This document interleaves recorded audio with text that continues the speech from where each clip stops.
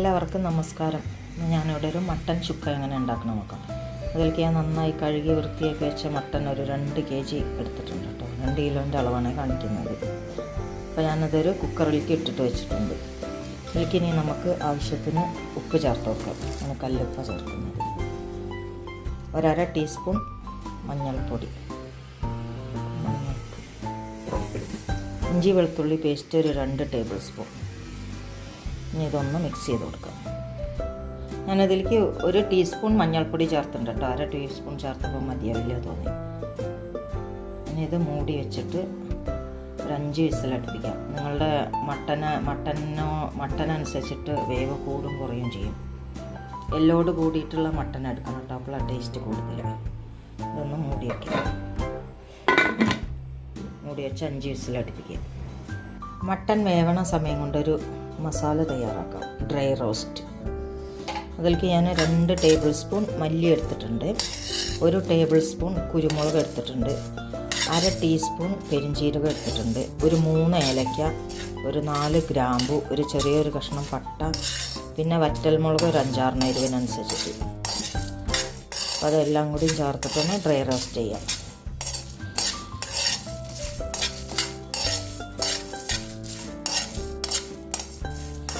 ഇത് ഫ്രഷായിട്ട് പൊടിക്കുമ്പോഴാട്ടോ അത് ഒരു പ്രത്യേക ടേസ്റ്റാണ്. ഇതിലേക്ക് ഞാൻ 1 ടീസ്പൂൺ നല്ല ജീരകം കൂടി ചേർത്തിട്ടുണ്ട്. പെരുംജീരകം കൂടാതെ നല്ല ജീരകം, ക്യുമിൻ സീഡ് ഉണ്ടല്ലോ, അത് പറയാൻ മറന്നതാ.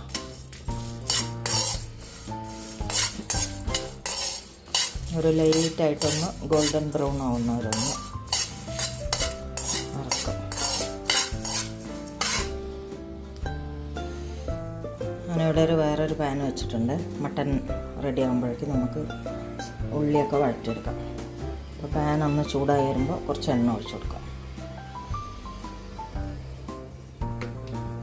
2 കിലോ മട്ടനല്ല ഞാനിവിടെ എടുത്തിരിക്കുന്നത്, 1/2 കിലോ ചെറിയ ഉള്ളി എടുത്തിട്ടുണ്ട് കേട്ടോ. വലിയ ഉള്ളികളൊക്കെ ഒന്ന് കട്ട് ചെയ്തിട്ടുണ്ട്, ചെറിയ ഉള്ളികളൊക്കെ അങ്ങനെ തന്നെ ഇട്ടിരിക്കുന്നത്.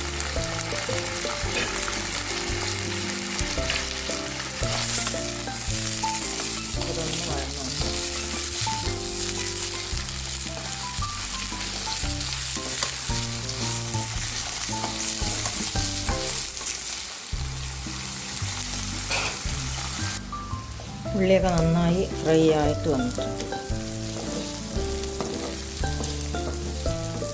ഒന്നും കൂടി ഒന്നാവട്ടെ.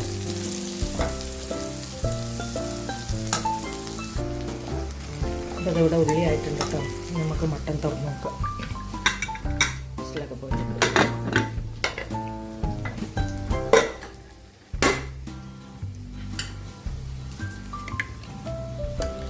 നന്നായിട്ട് വെന്തിട്ടുണ്ട്. ഇനി ഇത് നമുക്ക് ഉള്ളിയിലേക്ക് ചേർത്ത് കൊടുക്കാം.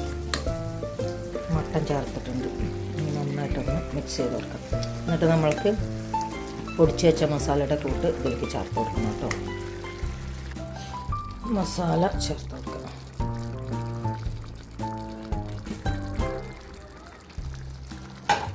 മസാല ചേർത്തിട്ട് നന്നായിട്ടൊന്ന് മിക്സ് ചെയ്ത് കൊടുക്കണം. അങ്ങനെ മസാല ഇട്ടിട്ട് നന്നായിട്ട് മിക്സ് ചെയ്ത് കൊടുക്കണ്ടേ.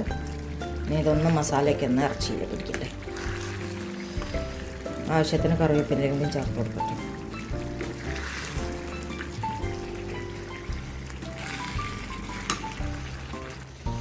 മട്ടൻ ചുക്ക ഇവിടെ റെഡി ആയിട്ടുണ്ട്. നിങ്ങളും കൂടി ഒന്ന് ഉണ്ടാക്കി നോക്കി നിങ്ങളുടെ